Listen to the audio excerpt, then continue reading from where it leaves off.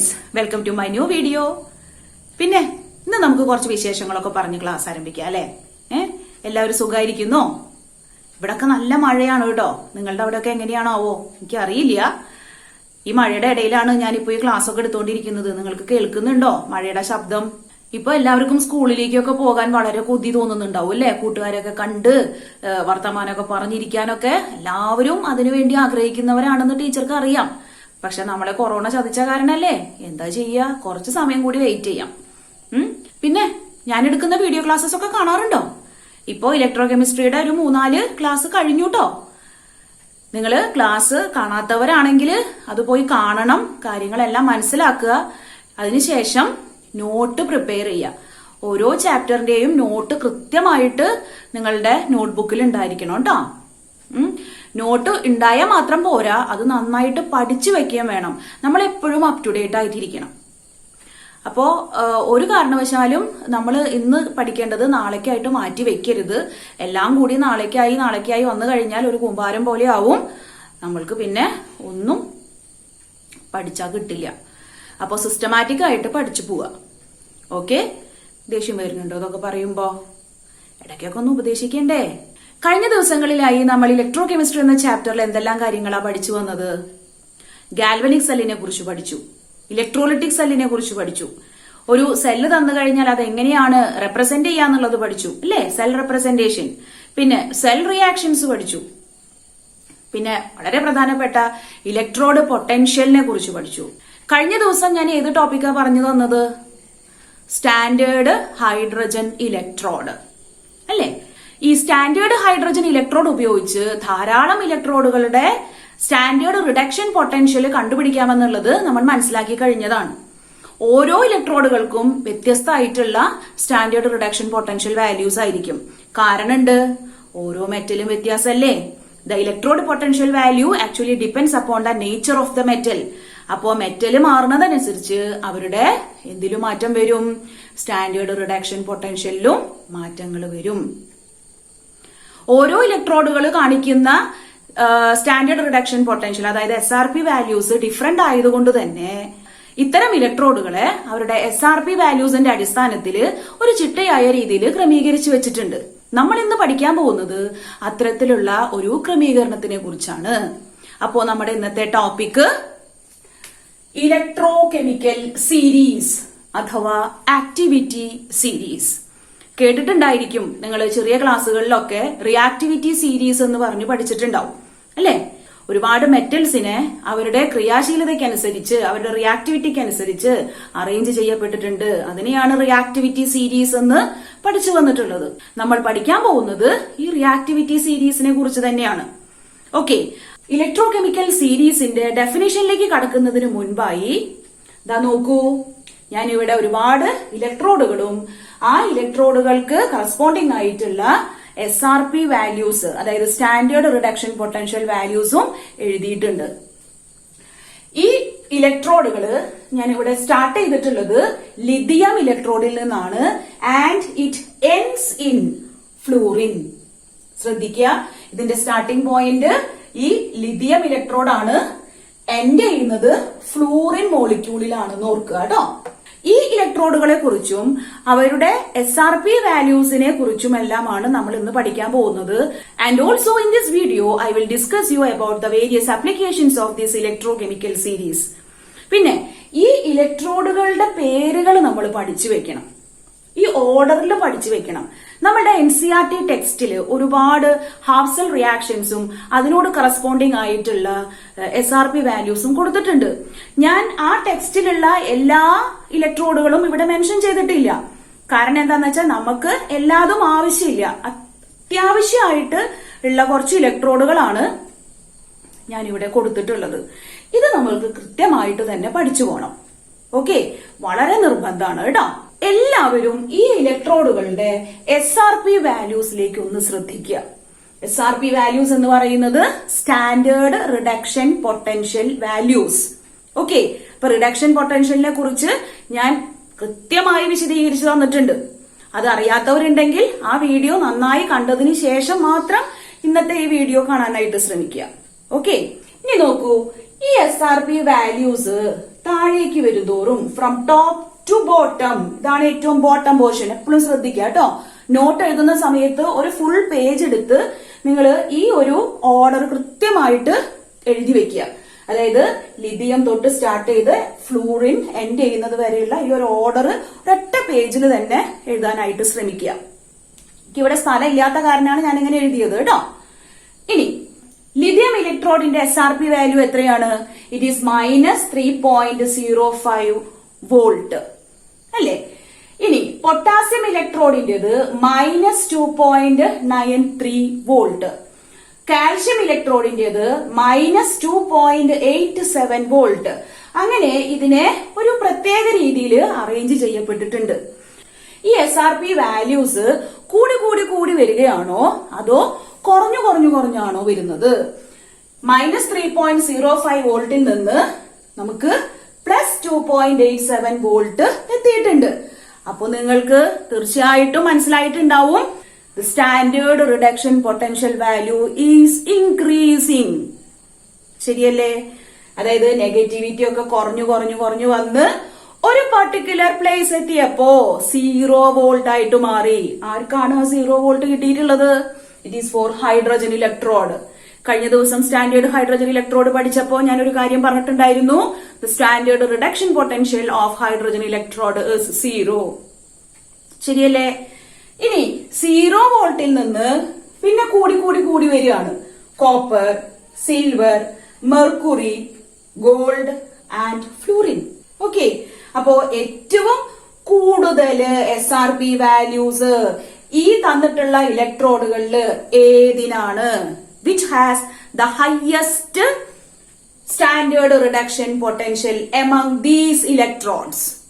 ഏതിനാ? It is for fluorine electrode. Okay, and which electrode has the lowest standard reduction potential? It is lithium electrode. Okay, അപ്പോൾ lithium മെറ്റലിനാണ് lowest standard reduction potential value. Fluorine ഗ്യാസിനാണ് highest standard reduction potential value. ഇപ്പൊ നിങ്ങൾക്ക് മനസ്സിലായിട്ടുണ്ടാവും ഈ ഇലക്ട്രോഡുകളൊക്കെ standard reduction potential value increase ചെയ്ത് വരുന്ന രീതിയിലാണ് അറേഞ്ച് ചെയ്യപ്പെട്ടിട്ടുള്ളത്. And this arrangement of electrodes in the order of increasing standard reduction potential is called electrochemical series or activity series. So, how can we define electrochemical series? The arrangement of electrodes in the order of increasing standard reduction potential is called electrochemical series. ഇലക്ട്രോഡുകളെ അവരുടെ standard reduction potential കൂടി വരുന്ന രീതിയിലാണ് arrange ചെയ്യപ്പെട്ടിട്ടുള്ളത്, ക്രമീകരിച്ചിട്ടുള്ളത്. ഇത്തരം ക്രമീകരണത്തിനെയാണ് electro chemical series എന്ന് പറയുന്നത്. മറക്കുവോ? ഒരു കാരണവശാലും മറക്കരുത്. ഇലക്ട്രോ കെമിക്കൽ സീരീസിൽ വെച്ച് ഏറ്റവും highest standard reduction potential value ഉള്ളത് ഏത് ഇലക്ട്രോഡിനാണ്? ഉടൻ ഉത്തരം വേണം. It is for fluorine electrode. ഏറ്റവും ലോവസ്റ്റ് സ്റ്റാൻഡേർഡ് റിഡക്ഷൻ പൊട്ടൻഷ്യൽ ഏത് ഇലക്ട്രോഡിനാണ് വരുന്നത്? അപ്പോഴും നമുക്ക് ഉത്തരണ്ട്. It is lithium electrode. ഒരിക്കലും മറക്കരുത്. ഇലക്ട്രോ കെമിക്കൽ സീരീസ് ആളൊരു പുലിയാണ് കേട്ടോ. ഒരുപാട് കാര്യങ്ങൾ നമ്മൾക്ക് ഇതിലൂടെ മനസ്സിലാക്കി പോകേണ്ടതുണ്ട്. എൻട്രൻസിനൊക്കെ ഒരുപാട് ചോദ്യങ്ങൾ നമുക്ക് വരാറുണ്ട്. നമ്മളുടെ ബോർഡ് എക്സാമിന് 1 മാർക്ക് ക്വസ്റ്റ്യൻ, 2 മാർക്ക് ക്വസ്റ്റ്യൻ എന്നുള്ള രീതിയിൽ ഇതിൽ നിന്ന് വരാവുന്ന കുറച്ച് ക്വസ്റ്റ്യൻസ് ഉണ്ട്. നമുക്ക് ഇന്ന് അതൊക്കെ ഡിസ്കസ് ചെയ്യാം. Okay, so next I am going to discuss you about the various applications of electrochemical series. So the first one, to compare the reactivity of metals. Electrochemical series will help you to compare the reactivity of metals. മെറ്റൽസിന്റെ റിയാക്ടിവിറ്റിയെ compare ചെയ്യാനായിട്ട് സാധിക്കുന്നു. എന്ന് വെച്ചാൽ എങ്ങനെയാ comparison നടത്തുന്നത്? നമ്മൾക്ക് തന്നിട്ടുള്ള ഈ ഇലക്ട്രോഡുകളിൽ വെച്ച് ഏത് ഇലക്ട്രോഡാണ് കൂടുതൽ റിയാക്റ്റീവ്, ഏത് ഇലക്ട്രോഡാണ് കുറവ് റിയാക്റ്റീവ് എന്നുള്ള കാര്യങ്ങള് വളരെ വ്യക്തമായിട്ട് തന്നെ ഈ ഇലക്ട്രോ കെമിക്കൽ സീരീസിലൂടെ മനസ്സിലാക്കാനായിട്ട് സാധിക്കും. The metals having lower SRP than hydrogen are more reactive. Very, very important point. The metals that having lower SRP than hydrogen, ഹൈഡ്രജനേക്കാളും SRP values കുറവുള്ള എല്ലാ മെറ്റൽസും ഹൈലി റിയാക്റ്റീവ് ആണ്. ഓക്കെ, എന്താ ഞാൻ പറഞ്ഞത്? ഹൈഡ്രജനേക്കാളും SRP വാല്യൂസ് കുറവുള്ള എല്ലാ മെറ്റൽസും ഹൈലി റിയാക്റ്റീവ് ആണ്. ഞാൻ ഈ സീരീസിൽ കാണിച്ചിട്ടുള്ള ഇലക്ട്രോഡുകളില് നോൺ മെറ്റൽ ആയിട്ടുള്ള ആകെ ഒരെണ്ണം മാത്രമേ ഉള്ളൂ, അത് ഫ്ലൂറിൻ ആണ് അല്ലെ. ബാക്കിയുള്ളതെല്ലാം മെറ്റൽസ് ആണ്. ഈ മെറ്റലുകളിൽ വെച്ചിട്ട് തന്നെ ആരാണ് കൂടുതൽ റിയാക്റ്റീവ്, ആരാണ് കുറവ് റിയാക്റ്റീവ് എന്നുള്ള കാര്യങ്ങൾ നമ്മൾ എന്തിലൂടെ മനസ്സിലാക്കുന്നു? SRP വാല്യൂസിൽ നിന്ന് മനസ്സിലാക്കുന്നു. അതായത് less SRP more reactive. Less SRP more reactive. അപ്പോ ഹൈ SRP ആണെങ്കിൽ it will be less reactive. അപ്പൊ അതിന് കറസ്പോണ്ടിങ് ആയിട്ട് അതും പഠിച്ചു വെക്കണം. ഏതാ? More SRP less reactive. അപ്പൊ ഇത്രയും കാര്യം ഓർമ്മയുണ്ടാവണം. റിയാക്ടിവിറ്റിയുടെ ബേസ് ചെയ്തിട്ട് SRP ഏതിനാണോ കൂടുതല് അതിന് റിയാക്ടിവിറ്റി കുറവായിരിക്കും. That means students please note here the metals are arranged in the decreasing order of their reactivity. Okay, in an electrochemical series metals are arranged in the decreasing order of their reactivity and increasing order of their standard reduction potential values. അത് note എഴുതുന്ന സമയത്ത് അത് specify ചെയ്യാ important എന്നുള്ള രീതിയിൽ. Okay, this highly reactive metals can even displace hydrogen from the dilute acidic solution. അതായത് dilute ആയിട്ട് ഇരിക്കുന്ന അസിഡിക് സൊല്യൂഷനിൽ നിന്ന് നമുക്ക് ഹൈഡ്രജൻ ഗ്യാസിനെ ഇവോൾവ് ചെയ്യിക്കാൻ അല്ലെങ്കിൽ ലിബറേറ്റ് ചെയ്യിക്കാനായിട്ട് ഈ ഹൈലി റിയാക്റ്റീവ് ആയിട്ടുള്ള മെറ്റൽസിന് സാധിക്കും. എന്നാൽ ലെസ് റിയാക്റ്റീവ് ആയിട്ടുള്ള മെറ്റലുകൾക്ക് ഒന്നും തന്നെ ഇത് സാധിക്കില്ല. നമ്മൾ പഠിച്ച ഒരു കാര്യമാണ് zinc plus sulphuric acid gives എന്താണ് കിട്ടുന്നത്? Zinc sulphate plus dihydrogen. That means zinc displaces dihydrogen from this dilute acid. Okay, അപ്പൊ നമുക്ക് ഹൈഡ്രജൻ ഗ്യാസ് ഇവോൾവ് ചെയ്യാനായിട്ട് സാധിച്ചു. കോപ്പർ ആണ് ഈ റിയാക്ഷനിൽ ആണെങ്കിൽ എന്തുണ്ടാവുക? No reaction takes place. കാരണം ഹൈഡ്രജന്റെ താഴെയാണ് കോപ്പർ ഇരിക്കുന്നത്. കോപ്പറിന് ഒരിക്കലും ഈ ഹൈഡ്രജൻ ഇവിടുന്ന് ഡിസ്പ്ലേസ് ചെയ്യാനായിട്ട് സാധിക്കില്ല. ഓക്കെ, അപ്പോ ഇതും മെറ്റലിന്റെ റിയാക്ടിവിറ്റിനെ ബേസ് ചെയ്തിട്ട് പഠിച്ചു വെക്കേണ്ടതാണ്. അപ്പൊ ഇതിലൂടെ ഒരു പ്രത്യേക കാര്യം മനസ്സിലാക്കി. Metals can even liberate dihydrogen from the dilute acid. മറക്കരുത്. നമ്മൾ ഇപ്പൊ പഠിച്ച ആപ്ലിക്കേഷനെ ബേസ് ചെയ്തിട്ടുള്ള ഒരു ചോദ്യമാണ് ഞാൻ ബോർഡിൽ എഴുതിയിട്ടുള്ളത്. എന്താണ് ചോദ്യം? Can we store copper sulphate in zinc vessel? ഉത്തരം എന്താ? പറ്റുമോ? നോ. ക്ലിയർ കട്ട് ആയിട്ട് നമുക്ക് ഉത്തരം കിട്ടിക്കഴിഞ്ഞു. നോ. വൈ? ബിക്കോസ് കാരണം എന്താ? Zinc is more reactive. ഇത് എഴുതിയാൽ തന്നെ നമുക്ക് ഫുൾ മാർക്കായി. ഇനി എന്താണ്? നമുക്ക് ഈ ഒരു റിയാക്ഷൻ ഒന്ന് എഴുതി നോക്കാം. Copper sulphate plus zinc gives എന്താ കിട്ടുക? Zinc is more reactive, so zinc displaces copper from this salt solution and we get what? Zinc sulphate plus copper. ഇനി ഞാൻ ചോദ്യം ഒന്ന് മാറ്റുകയാണ്.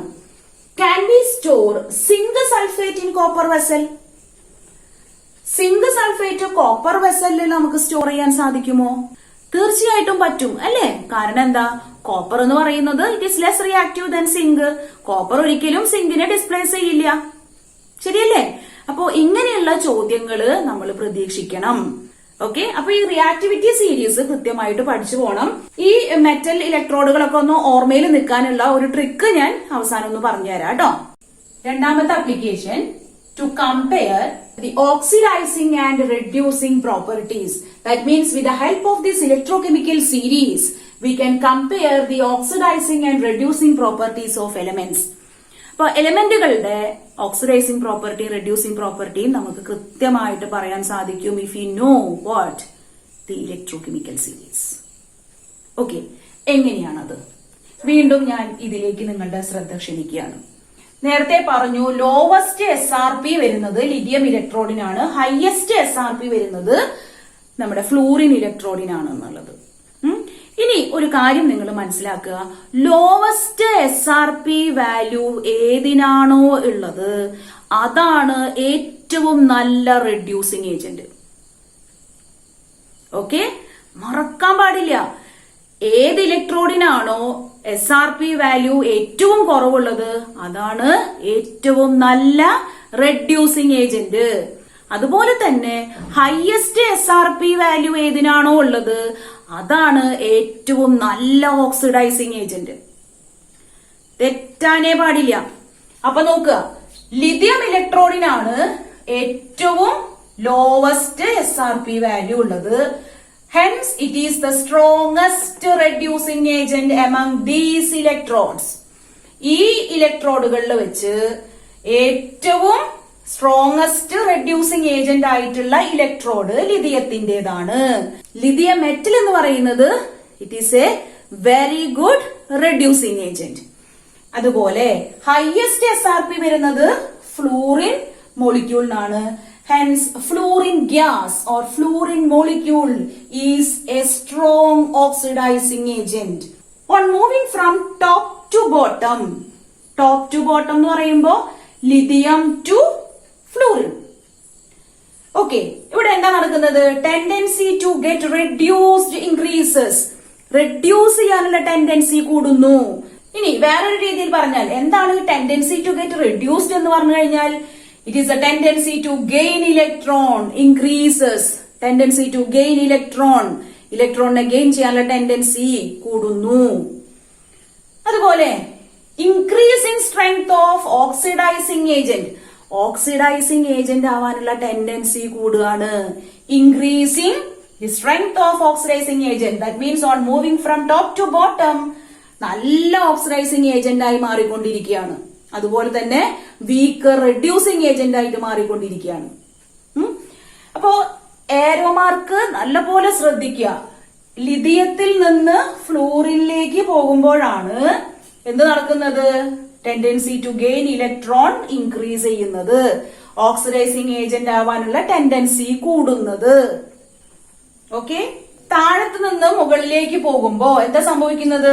Increasing the strength of reducing agent. അപ്പൊ reducing agent ആവാനുള്ള tendency അവിടെ കൂടുകയാണ്. അപ്പൊ ഏറ്റവും നല്ല റെഡ്യൂസിംഗ് ഏജന്റ് ഏതാണെന്ന് ഞാൻ പറഞ്ഞു, ഇറ്റ് ഈസ് ലിഥിയം. അപ്പൊ ഇവിടെ എന്താ നടക്കുന്നത്? Tendency to lose electron increases. അപ്പോ ഇലക്ട്രോണിനെ ലൂസ് ചെയ്യാനുള്ള ടെൻഡൻസി കൂടുകയാണ് ചെയ്യുന്നത്. ഇവിടെ കുട്ടികൾക്ക് കൺഫ്യൂഷൻസ് വരാനുള്ള ഒരുപാട് സാധ്യതകളുണ്ട്.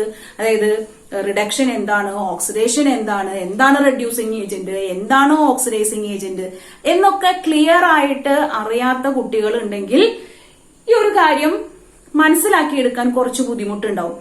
നമുക്ക് ക്വസ്റ്റ്യൻസ് വരാം, 2, 3, 4 ഒക്കെ ഇലക്ട്രോഡുകൾ തന്നിട്ട് ഇതിൽ arrange them in the increasing order of there oxidising power or in the decreasing order of the reducing power എന്നൊക്കെ പറഞ്ഞ് ക്വസ്റ്റ്യൻസ് വരാം. അപ്പൊ നമുക്ക് ഇന്ന് ഒരു ക്വസ്റ്റ്യൻ ഒക്കെ ഒന്ന് ചെയ്ത് നോക്കാം. ഇതിനെ ബേസ് ചെയ്തിട്ട് നമ്മൾ നോട്ട് എഴുതുമ്പോ എല്ലാ കാര്യങ്ങളും ഡീറ്റെയിൽ ആയിട്ട് എഴുതണം. ആരോ മാർക്ക് കൃത്യമായിട്ട് ഇടാൻ ശ്രദ്ധിക്കുക. ഈ ആരോ മാർക്ക് തെറ്റിക്കഴിഞ്ഞാൽ ഈ പറഞ്ഞതൊക്കെ തെറ്റിപ്പോകും. ഇനി അടുത്ത ആപ്ലിക്കേഷൻസ് എന്തെല്ലാമാണ്? ഞാൻ ഇവിടെ എഴുതിയിട്ടുണ്ട്. By knowing this electrochemical series we can even construct a cell. ഒരു ഗാൽവനിക് സെല്ല് നമുക്ക് കൺസ്ട്രക്ട് ചെയ്യാനായിട്ട് സാധിക്കും. ഒരു ഗാൽവനിക് സെല്ല് കൺസ്ട്രക്ട് ചെയ്യണമെങ്കിൽ നമ്മൾക്ക് എന്തറിയണം? ഏത് ഇലക്ട്രോഡാണ് കാഥോഡായിട്ട് എടുക്കേണ്ടത്, ഏത് ഇലക്ട്രോഡാണ് ആനോഡായിട്ട് എടുക്കേണ്ടത് എന്നുള്ളത്. ഇത്തരം അറിവ് കിട്ടുന്നത് ഈ ഇലക്ട്രോകെമിക്കൽ സീരീസിൽ നിന്നാണ്. ഹൈഡ്രജന് തൊട്ടു മേലെയുള്ളതൊക്കെ ഹൈലി റിയാക്റ്റീവ് ആയിട്ടുള്ള ഇലക്ട്രോഡുകളാണെന്ന് ഞാൻ പറഞ്ഞു. ഈ ഇലക്ട്രോഡുകൾക്ക് എല്ലാം തന്നെ ലെസ് SRP വാല്യൂസ് ആണുള്ളത്. ഈ ലെസ് SRP വാല്യൂസ് ഉള്ള ഇലക്ട്രോഡുകളാണ് ആനോഡുകളായിട്ട് പ്രവർത്തിക്കുന്നത്.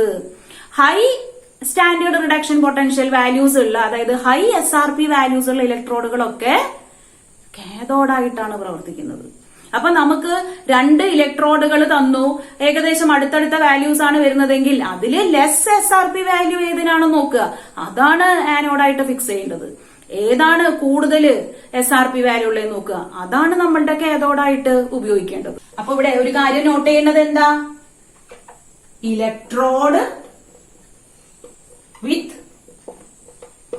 Less SRP act as anode and electrode with more SRP act as cathode.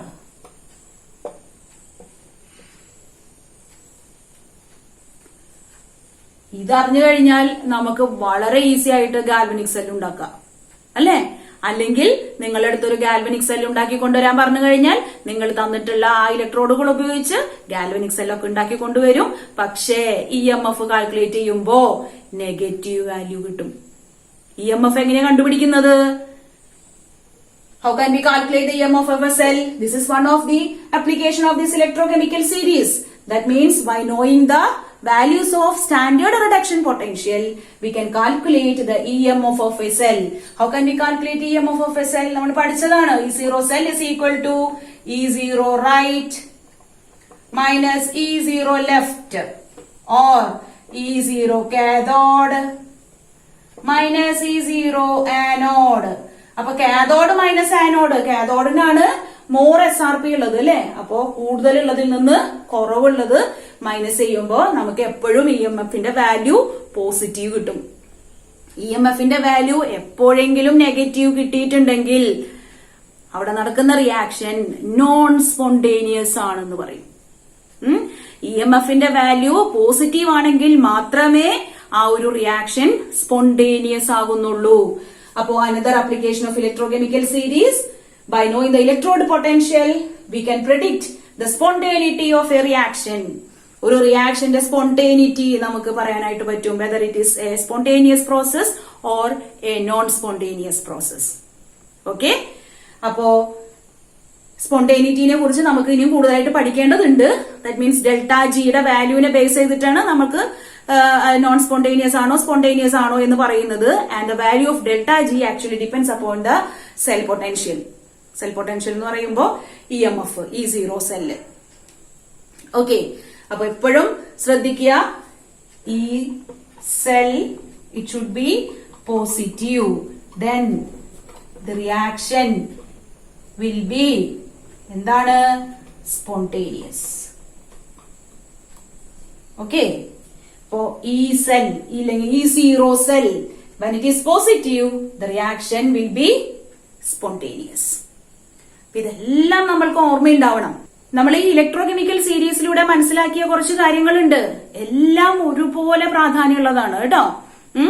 ഒന്നാമത്തെ കാര്യം, we can compare the reactivity of metals. രണ്ടാമത്തെ കാര്യം, we can compare the reducing and oxidizing property of elements. പിന്നെ മൂന്നാമത്തെ കാര്യം, we can construct a cell. പിന്നെയോ we can calculate the EMF of a cell. Last one, we can even predict the spontaneity of a redox reaction. ഞാനിവിടെ redox reaction എഴുതിയിട്ടില്ല അല്ലെ? Redox reaction, ഒരു redox റിയാക്ഷന്റെ spontaneity explain ചെയ്യാനായിട്ട് നമുക്ക് സാധിക്കും. അപ്പോ ഇനി ഒരു 2-3 ക്വസ്റ്റ്യൻസും കൂടി ചെയ്ത് നമുക്ക് ഇന്നത്തെ സെഷൻ അവസാനിപ്പിക്കാം. അപ്പോ ഇതാണ് ഒരു question. E0 values for different half cells are given below. Arrange them in the increasing order of E0 values. E0 വാല്യൂസിന്റെ അടിസ്ഥാനത്തില് അത് എങ്ങനെ ഇൻക്രീസിംഗ് ഓർഡറില് ഈ ഇലക്ട്രോഡുകളെ അല്ലെങ്കിൽ ഇത്തരം ഹാഫ് സെല്ലുകളെ അറേഞ്ച് ചെയ്യണം. നമുക്ക് 1 മാർക്കിന്റെ ചോദ്യത്തിന് വരുന്നതാണിത്. നമുക്ക് ഇവിടെ ഓരോ ഹാഫ് സെല്ലിന്റെയും SRP വാല്യൂസ് തന്നിട്ടുണ്ട്. അതിനനുസരിച്ച് we have to write down the increasing order of the E0 values for these different electrodes. എന്താ ചെയ്യാം? ഇൻക്രീസിംഗ് ഓർഡർ എന്ന് പറയുമ്പോൾ എന്താണ്? കുറവുള്ളതിൽ നിന്ന് കൂടുതലിലേക്കാണ്, അല്ലെ? അപ്പോ ഈ തന്നിട്ടുള്ള ഇലക്ട്രോഡുകളിൽ ഏറ്റവും കുറവ് E0 വാല്യൂ വരുന്നത് ഏതിനാ? ഒന്ന് നോക്കൂ, ഏറ്റവും കുറവ് വരുന്നത് ഏതിനാ? It is for zinc. പിന്നെ കൊബാൾട്ടിന്, പിന്നെ നിക്കലിന്, പിന്നെ കോപ്പറിന്, ഫൈനലി സിൽവറിന്. ശരിയല്ലേ? First zinc, second cobalt, third nickel, fourth copper, then finally silver. അപ്പൊ നമുക്കിന്ന് ഒരു ഓർഡർ ആയിട്ട് എഴുതിയാലോ? അത് നോക്കൂ. E0 zinc plus 2 zinc less than, കൂടുതലേക്കാണ് നമ്മൾ പോകുന്നത്, ഇൻക്രീസിങ് ഓർഡർ ആണ്. ഓക്കെ. പിന്നെ E0 CO plus 3 cobalt, then E0 മൂന്നാമത്തേത് ഏതാ? Ni plus 2 nickel, then E0 Cu plus 2 Cu, and finally E0 Ag plus Ag. Clear? അപ്പൊ ഇത് നീളത്തിൽ എങ്ങനെ എഴുതി വെക്കണം. ഞാൻ പിന്നെ അങ്ങനെ സ്ഥലം ഇല്ലാത്തത് കൊണ്ട് ഇങ്ങനെ എഴുതിയതേ ഉള്ളൂ കേട്ടോ. ഇതുപോലെയുള്ള ഏത് ചോദ്യങ്ങൾ വന്നാലും ക്ലിയർ ആയിട്ട് ഈ SRP വാല്യൂസിന്റെ ബേസിസിൽ അത് ഇൻക്രീസിംഗ് ഓർഡർ ആയിക്കോട്ടെ ഡിക്രീസിംഗ് ഓർഡർ ആയിക്കോട്ടെ കൃത്യമായിട്ട് എഴുതാൻ പഠിക്കണം. ഇനി ഞാൻ നിങ്ങൾക്ക് 2 ഹോംവർക്ക് തരികയാണ് കേട്ടോ. ഞാൻ ഈ ക്ലാസ് എടുക്കുന്നതിന്റെ ഇടയിൽ 1-2 ക്വസ്റ്റ്യൻസ് ഒക്കെ ഡിസ്കസ് ചെയ്തിരുന്നു. അതെല്ലാം നിങ്ങൾ നിങ്ങളുടെ നോട്ടിൽ എടുത്ത് എഴുതണം. അപ്പൊ ഫസ്റ്റ് ഇലക്ട്രോകെമിക്കൽ സീരീസ് എന്താണെന്ന് എഴുതുക. അതിനുശേഷം ആ ഒരു സീരീസിൽ പറയുന്ന ഇലക്ട്രോഡുകൾ എന്താണെന്നും അതിന്റെ SRP വാല്യൂസും എഴുതി വെക്കണം. പിന്നെ applications of electrochemical series 1 by 1 ആയിട്ട് ഓരോന്നും എന്താണെന്ന് ആദ്യം എടുത്ത് എഴുതുക. ക്ലിയർ ആയോ? ഞാൻ ഓരോന്നും എന്താണെന്നുള്ളത് വളരെ വിശദീകരിച്ച് തന്നെ തന്നിട്ടുണ്ട്. നിങ്ങൾക്ക് കാര്യം മനസ്സിലാവാനാണ് ഞാൻ അത്രയും വിശദീകരിച്ച് തന്നത് കേട്ടോ. ഓക്കെ. അപ്പൊ ഇത്രയും കാര്യങ്ങൾ നോട്ടിൽ ഉണ്ടാവണം. ഇനി 2 ഹോംവർക്ക്, എല്ലാവരും ഇതൊന്ന് എഴുതിയെടുത്തേ. എന്നിട്ട് ഇതിന്റെ ഉത്തരം എനിക്ക് വാട്സപ്പ് ചെയ്ത് തരിക. ഇനി മറ്റുള്ള കുട്ടികള് ഇതിന്റെ ഉത്തരം കമന്റ് ബോക്സിൽ ഒന്ന് കമന്റ് ചെയ്തിടുക. ഓക്കെ? നിങ്ങൾക്ക് മനസ്സിലായിട്ടുണ്ടോ എന്നുള്ളതും കൂടി എനിക്ക് അറിയണ്ടേ. ഇനി ഞാൻ പറയാൻ പോകുന്നത് ഒരു രസകരമായ കാര്യമാണ് കേട്ടോ. A trick to remember electrochemical series. Electrochemical series എങ്ങനെ നമുക്ക് ഓർമ്മയിൽ വെക്കാം? ഞാൻ പഠിപ്പിച്ചു തന്നിട്ടുണ്ടായിരുന്നു എല്ലാ ഇലക്ട്രോഡുകളും ആ ഇലക്ട്രോകെമിക്കൽ സീരീസിലുള്ളത് നമ്മൾ അറിഞ്ഞിരിക്കണം എന്നുള്ളത്. അത് നന്നായിട്ട് പഠിച്ചു വെക്കുകയും വേണം. അപ്പൊ എങ്ങനെയാണ് അത് ഓർത്ത് വെക്കുന്നത്? നോക്കൂ. ലിപ്കാസോ, മെഗാൽസെ, അനിഡിലെ, ഹൈ കോസിമെർഗോ ഫ്ലൂ. ഇത് കേൾക്കുമ്പോ ഒരു പക്ഷേ നിങ്ങൾക്ക് ചിരി വരുന്നുണ്ടാവും. എന്താണ് ടീച്ചർക്ക് പറ്റിയത്? ടീച്ചറെ സമനിലയൊക്കെ തെറ്റിയോ എന്നുള്ളത്. നിങ്ങൾക്ക് ഇലക്ട്രോഡുകളെ കുറിച്ച് പഠിക്കാൻ എളുപ്പത്തിന് വേണ്ടിയിട്ട് ഞാനൊന്ന് ഉണ്ടാക്കിയതാണ്. ഒന്ന് നോക്കാം എന്താണ് ഇത് എന്നുള്ളത്. ലിപ്കാസോ എന്നതിലൂടെ ഉദ്ദേശിക്കുന്നത് ലിഥിയം, പൊട്ടാസ്യം, കാൽസ്യം, സോഡിയം. മെഗാൽസെ അതിലൂടെ മഗ്നീഷ്യം, അലുമിനിയം, സിങ്ക് എന്ന ഇലക്ട്രോണിനെ കുറിച്ചുള്ള അറിവ് കിട്ടും. അനിഡിലേല് അയേൺ, നിക്കൽ, ടിൻ, ലെഡ്. ഹൈ എന്ന് പറയുന്നത് ഹൈഡ്രജനെയാണ്. Here hydrogen act as a boundary between this highly reactive metals and the less reactive metals. Okay. അപ്പോ ഹൈഡ്രജനെ നമ്മളൊരു ബൗണ്ടറി ആയിട്ട് എടുത്തു. ദെൻ കോസിമെർഗോ ഫ്ലൂ എന്നിവിടെ എന്താ ഉദ്ദേശിക്കുന്നത്?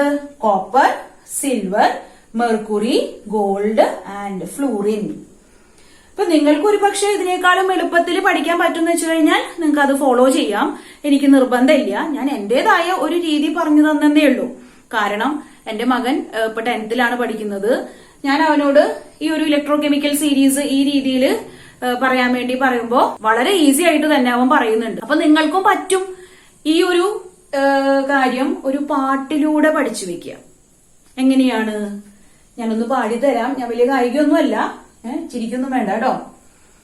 ലിപ്കാസോ, മെഗാൽസെ, അനിഡിലെ, ഹൈ കോസിമെർഗോ ഫ്ലൂ. ഈ രീതിയിൽ ഒന്ന് ആവർത്തിച്ച് പാടി നോക്കൂ. നിങ്ങൾ അറിയാതെ തന്നെ ഈ സീരീസ് പഠിച്ചു പോകും. 100% ഉറപ്പാണ് ഈ പാട്ടിലൂടെ നിങ്ങള് ഇലക്ട്രോ കെമിക്കൽ സീരീസ് അതിലുള്ള ഇലക്ട്രോഡുകൾ കംപ്ലീറ്റ് മനസ്സിലാക്കിയിരിക്കും. ഓക്കെ, അപ്പോ ഇതോടുകൂടി ഇന്നത്തെ സെഷൻ ഞാൻ അവസാനിപ്പിക്കുകയാണ്. ഇന്നെടുത്ത പാഠഭാഗങ്ങള് എല്ലാവരും നല്ലപോലെ എന്നെ ശ്രദ്ധിച്ച് പഠിക്കണം. ഒരുപാട് ചോദ്യങ്ങള് വരുന്നതാണ് ഇലക്ട്രോ കെമിക്കൽ സീരീസിൽ നിന്ന്. അപ്പോ എന്റെ വീഡിയോസ് ഇഷ്ടപ്പെട്ടാൽ നിങ്ങൾ ലൈക്ക് ചെയ്യുക, ഷെയർ ചെയ്യുക, സബ്സ്ക്രൈബ് ചെയ്യുക. Okay, so thank you for watching.